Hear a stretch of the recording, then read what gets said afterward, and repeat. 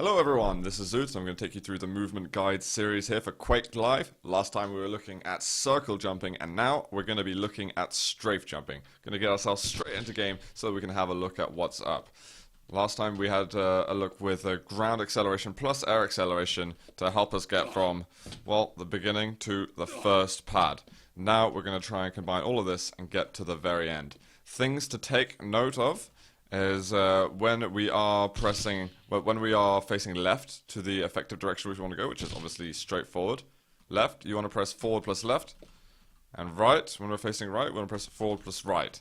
And make sure you're doing that, because there is no ground acceleration anymore. You're going to be doing all the accelerating when you're in the echoes. Of course, we're going to be jumping constantly. So let's try and get ourselves to the end of the pads.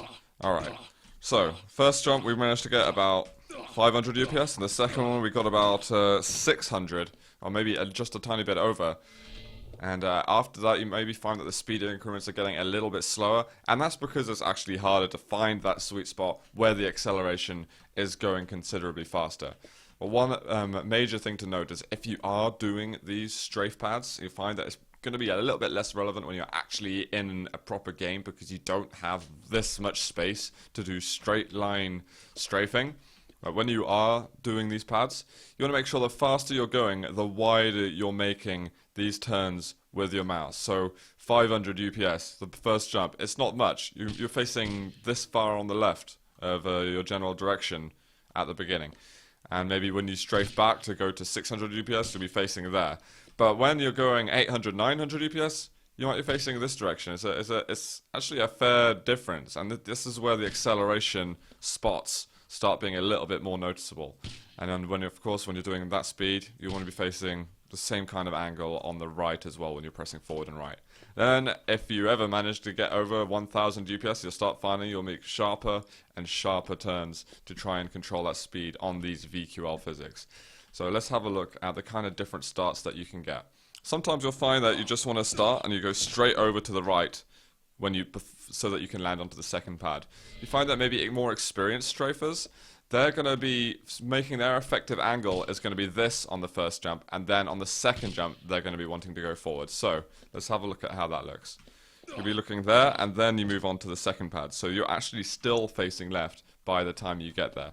But because you've actually had that time to move over, the tiniest bit of air control that you have in VQL is going to help you bring yourself over to this direction, so that you're on level to get yourself to the end of the pads and obviously going in the right direction in the first place.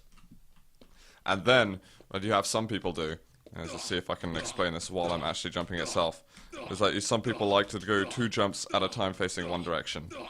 And this seems to help them get to the end of the pads. And sometimes people find that a lot easier to do, because when you are trying to work that direction, you're facing left, okay, I need another jump just so I can find that sweet acceleration spot. It can kind of help you find where that is and where you're actually able to gain the most speed. And of course, at the end of this, hopefully I haven't missed anything out. Of course, if you've got any questions, you can leave comments in the boxes below. I will be checking them. I will answer anything that's there. I'm now going to be taking you through a montage of clips on certain maps where you're going to find strafing very useful, although to be honest, I don't even think you need to see them, because strafe jumping is just absolutely core principles of Quake. You need this if you want good movement. You want to get yourself from A to B as fast as possible and to chase down your enemies.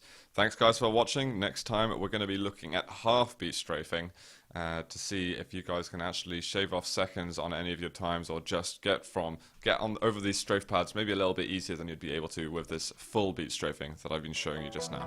Take care.